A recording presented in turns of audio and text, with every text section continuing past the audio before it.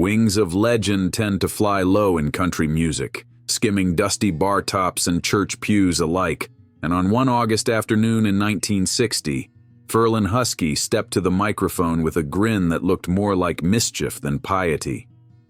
Wings of a dove floated out, gentle as a hymn and catchy as a jukebox hook. And before the year was done, even honky-tonk brawlers were humming about divine comfort. Old-timers swear the studio lights flickered when he hit the last note, as if some unseen motion had brushed the bulbs. Maybe that is romantic lore, but the single landed at #1 for 10 separate weeks, which in Nashville counts as a bona fide miracle. That surprise crossover rattled Nashville's gatekeepers, yet it was a mere tremor compared with the quake caused by a pair of Alabama brothers who sang like saints and quarreled like devils. Ira and Charlie Louvin lived in permanent tension, one minute harmonizing on "Are You Washed in the Blood?", the next throwing fists over a misplaced chord. Drink shadowed them. Patrons whispered that Ira's temper grew wilder with every shot of rye. Still, when the Christian life crackled through AM radios, it sounded so pure that even preachers nodded. The dissonance between pulpit-worthy lyrics and after-hours mayhem turned the Louvins into living parables of the faith they professed, yet struggled to embody. Purity never lasted long on the road, and rumor claims the Louvins once hid a revolver in a guitar case after a club owner refused to pay. Charlie dismissed that tale as barroom fiction. Ira offered a wink, and the truth stayed blurry. A perfect setup for the next generation of country women who rapped vulnerability in velvet voices. Dottie West, battered by label politics and backstage whispers of bankruptcy, stood in a dimly lit studio and asked, "If Jesus comes tomorrow, what then?"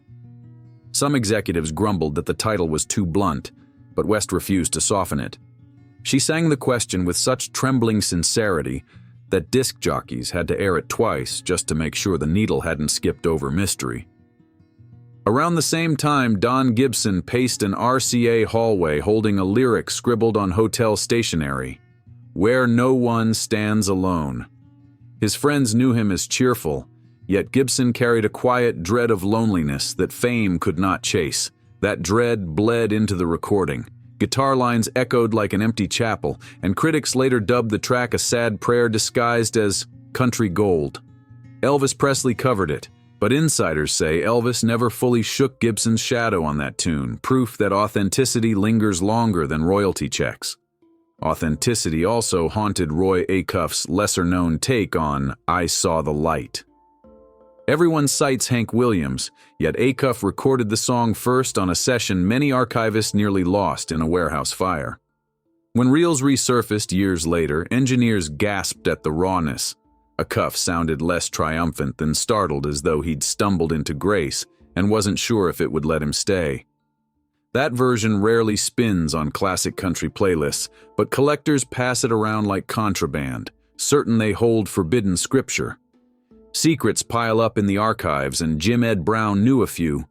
He once confessed that Mama's hands drew from a childhood memory of seeing his mother fold raw dough over a cracked stove while humming hymns to drown out the thunder of Depression-era storms.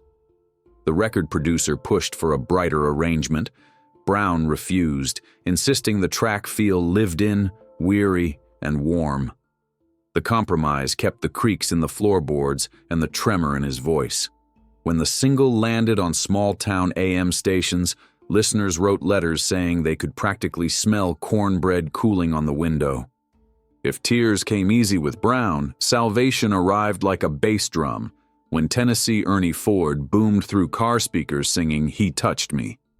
Ford, fresh off coal miner anthem fame, shocked network execs by shifting from labor songs to overt gospel. Speculators whispered that he needed spiritual rehab after too many late-night parties. Ford deflected with a grin, but insiders mention a quiet meeting with a chaplain the week before recording. Whatever sparked the change, the track roared with conviction, turning bar patrons into pew-sitting Sunday guests. Conviction met resignation in 1981 when Don Williams released "Lord, I Hope This Day Is Good." Folks dubbed Williams the gentle giant, but behind that gentle drawl lay decades of industry exhaustion. Friends said he no longer cared about chart placement. He just wanted to sing a prayer big enough to shelter ordinary souls. The result was a 3-minute pocket of calm that radio programmers ran between rowdy singles, giving listeners a moment to breathe. DJs reported phone lines lighting up, not with requests but with thank yous. Serenity was scarce for Johnny Wright after decades on the road without Kitty Wells at his side. One night in a motel, he opened an old hymnal, found precious memories, and felt the ache of nights spent miles from home. The session that followed was sparse: upright bass, brushed snare, and a voice worn thin by distance. Some say you can hear the walls of that motel room echo in the track's reverb, and maybe that's why it slipped under the commercial radar. It felt too real, too tired, too human. Yet its realism planted seeds in hearts that later sprouted gratitude. Young acts also rediscovered Will the Circle Be Unbroken, though few reach back to the Carter family's hushed original. That 1935 recording lacks the fiery banjo breaks of later versions, but the tremble in Maybelle Carter's guitar and A.P. Carter's solemn baritone creates a different kind of suspense, the kind that makes modern engineers lean in to catch every breath. A producer once likened it to standing in an empty mountain church at dusk. The silence between notes feels almost alive. It reminds us that reverence can whisper and still shake rafters. Reverence, however, didn't stop Skeeter Davis from pushing boundaries with "Jesus is living in my soul." She'd weathered chart bans after daring to cross from pop to gospel and back again, and gossip columnists hinted at scandal over her divorce. Recording executives begged her to choose a lane. Davis answered by straddling both, layering country steel over a near-pop chorus. The gamble bewildered programmers but earned a cult following. Fans mailed letters claiming the song saved marriages, eased addictions, or kept loneliness at bay. Addictions, ironies, and bargains define Willie Nelson's early tale of family Bible. Broken Houston, Willie reportedly sold the song for $50 and a burger dinner. He later joked that the burger tasted like $1 million at the time. When the song charted under Claude Gray, Willie felt equal parts pride and regret, but he never voiced bitterness. Instead, he kept the memory as a cosmic reminder that blessings often hide in broke pockets. Decades on, he still closes certain shows with it, turning arenas into makeshift chapels. Yet no song exposes hidden economy like Stuart Hamblin's "It Is No Secret, What God Can Do." A former radio host notorious for late-night benders, Hamblin wrote the chorus after a covert meeting with evangelist Billy Graham. Tabloids tried to frame the encounter as publicity, but friends recall Hamblin walking Nashville streets alone at dawn, repeating the lyric like a mantra. The recorded version feels like confession stretched over 3 chords, and when it topped charts in 1951, it became one of the first gospel hits to break pop barriers. Ripples reached Louisiana, where Jimmy Davis, former governor and songwriter, penned "Supper Time," a sentimental ode to family tables and heaven's welcome. Davis's political critics sneered, calling the record a calculated bid for rural votes. Maybe so, yet the sincerity in his drawl made cynicism feel small.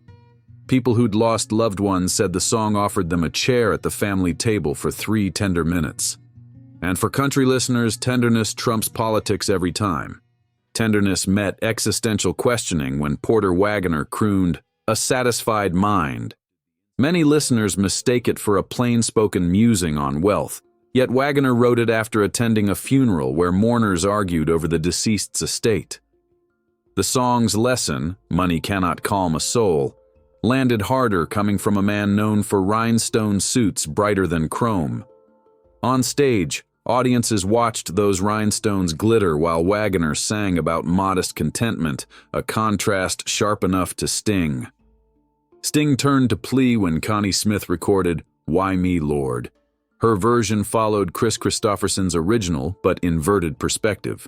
Smith, battling depression after relentless touring, approached the lyric as an intimate prayer, nearly a whisper by the final chorus. Industry execs worried such vulnerability would stall her comeback. Instead, the track sold briskly, suggesting that honesty still cuts deeper than radio polish. Younger singers cite Smith's take as proof one can wrestle doubts publicly and emerge stronger. Grace swirled in Ernest Tubbs' "God Must Have Loved America," a patriotic gospel blend that arrived during Vietnam protests. Some DJs refused to spin it, fearing backlash from anti-war listeners. Tubbs shrugged and played it live anyway, claiming the stage was bigger than politics. Audiences responded with mixed tears and salutes, illustrating how faith songs can frame national identity without sliding into propaganda. No small feat in a divided era. Division turns inward on Hank Williams's dark parable "Tramp on the Street," released under his Luke the Drifter alias. Too bleak, radio bosses said. Hank insisted it be pressed, then tucked it under that pseudonym so listeners could choose. The story of a homeless wanderer facing eternal judgment landed softly at first, but grew like ivy in overlooked corners of jukeboxes.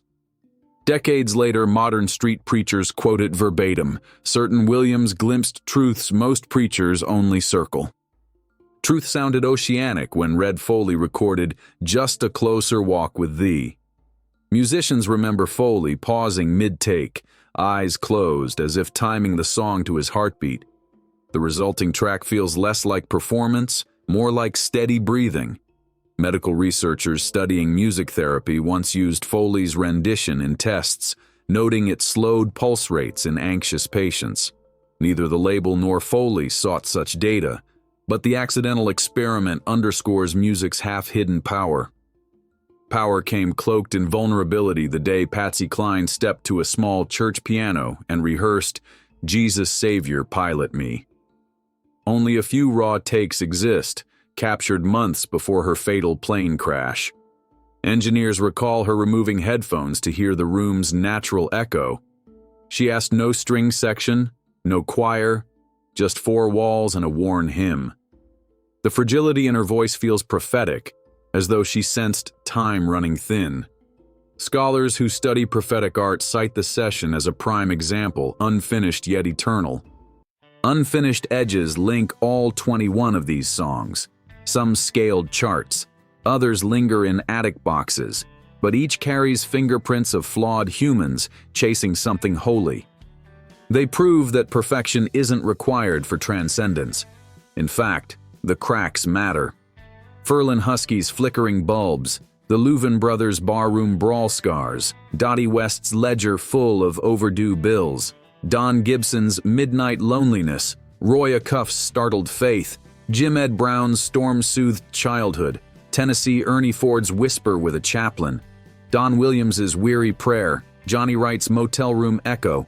The friction between purity and imperfection humming beneath each track creates a gospel map of human frailty and stubborn hope. Maybe that's why these tracks persist. They are not sanitized devotionals, but field reports from battle lines where belief collides with the mess of living. Play them one after the other, and you'll hear a progression: hope, doubt, courage, collapse, redemption mapped across decades. You'll also notice how each recording resists final answers. "Wings of a Dove" promises comfort, yet the Louvins immediately ask if we're truly washed clean. Dottie West wonders what tomorrow brings. Don Gibson begs not to stand alone, and a cuff reminds us that light can startle as much as it saves. All of this unfolds in venues smoky enough to choke lungs, in studios cold enough to numb fingers, in motels that smelled of diesel and dread, on stages littered with beer cups, under church steeples that dripped after Sunday thunderstorms, and inside living rooms where transistor radios flickered beneath family Bibles. These songs migrated through time like itinerant preachers, sometimes shouted, sometimes whispered, sometimes forgotten until a crate-digging fanatic posts a needle drop online and a new generation claims them. So the next time you hear an earnest croon about holy wings or satisfied minds, pause and listen for the static underneath. That crackle might carry clues to revolvers in guitar cases, burger-bought copyrights, eclipse-timed revelations, or motel wallboards soaked in lonely reverb. It might remind you that faith rarely walks a straight aisle. More often it stumbles down bar stairs or takes the long road through neon motel signs to find dawn breaking over some nameless highway. That crooked pilgrimage is where these songs belong. Streaming platforms now scatter playlists like digital campfires, inviting listeners from Seoul to São Paulo to gather around songs once trapped on regional vinyl. A teenager scrolling at midnight might tap a 12-second preview of Tramp on the Street, raise an eyebrow at its raw echo, then chase the full track through comment threads that unpack Hank's moral warning in real time. Someone else, queuing groceries in Milwaukee, lets an algorithm serve Supper Time, and a cashier hums the chorus without knowing its writer once governed Louisiana. Labels have noticed. Box set reissues now arrive wrapped in liner note essays that read like detective files detailing studio fire escapes, pawnshop guitars, and lost acetate copies rescued from estate sales. Session outtakes, once abandoned for hiss, are remastered so clean you can hear pedal squeaks between verses. In these tracks, imperfections sit foregrounded, almost celebrated, as if producers finally trust modern listeners to embrace vulnerability rather than polish. It feels like a cultural correction, a tacit admission that shiny surfaces age poorly while scratches carry stories. Even live shows have shifted. Rising stars weave at least one forgotten hymn into their encore, half tribute, half talisman. Audience response is swift, phones pocketed, chatter silenced, collective breath drawn. For 3 minutes, the crowd becomes a living archive, vowels stretching into the rafters where decades of cigarette smoke once clung. When the final chord resolves, applause breaks like surf against granite, loud and inevitable, declaring that stories carried by melody can leap generations without losing muscle. Independent podcasters analyze nuances, spinning episodes around a single verse. College choirs arrange medleys, blending twang with lo-fi beats, baffling purists yet charming freshmen. Let their stories challenge your own. If Ferlin Husky could turn 3 simple chords into a floating promise, what could you shape from today's anxiety? If the Louvin brothers tangled with darkness yet still sang of salvation, perhaps your own contradictions aren't disqualifications but doorways. Should Dottie West's question echo in your commute, answer it aloud and see where the echo leads. When Don Gibson admits he fears standing alone, remember you are not. Roy Acuff saw a light. Maybe you carry one too. Jim Ed Brown felt storms ease inside a melody. Perhaps you will as well. And when Skeeter Davis proclaims that Jesus lives in her soul, consider the courage it takes to say such a thing in a business that monetizes heartbreak. When Willie Nelson closes the show with Family Bible, count the people in the arena lighting phones like candles, a digital cathedral grown from 50 borrowed bucks. When Stuart Hamblin breezes through your speakers, test whether secrecy truly is obsolete. At dinner time, let Jimmy Davis remind you that loved ones gather beyond the tablecloth. Let Porter Wagoner's funeral lesson temper every glittering purchase. Let Connie Smith's whispered plea remind you that doubt can ride shotgun with faith. Salute Ernest Tubb when patriotism feels poisonous. Hear Hank's Tramp and remember the unseen. Breathe with Red Foley's heartbeat and heed Patsy Cline's fragile navigation through final clouds. Remember, each melody was captured on fragile tape by engineers who smoked unfiltered cigarettes, argued about microphone angles, and prayed the reels would not snap. Those technicians are ghosts now, but the reverberations they bottled still ricochet through headphones, car stereos, and cracked phone speakers. Their unnoticed devotion stitched invisible thread between generations, binding strangers together in one long chorus of restless hope for tomorrow's pilgrims. Finally ask yourself, will the circle, your circle, remain unbroken? The answer may depend on whether these lost hymns find fresh ears. Spin them again, share the stories, leave the church doors propped open for barroom drifters, and keep the radios humming until the forgotten becomes familiar and the familiar becomes faith reborn.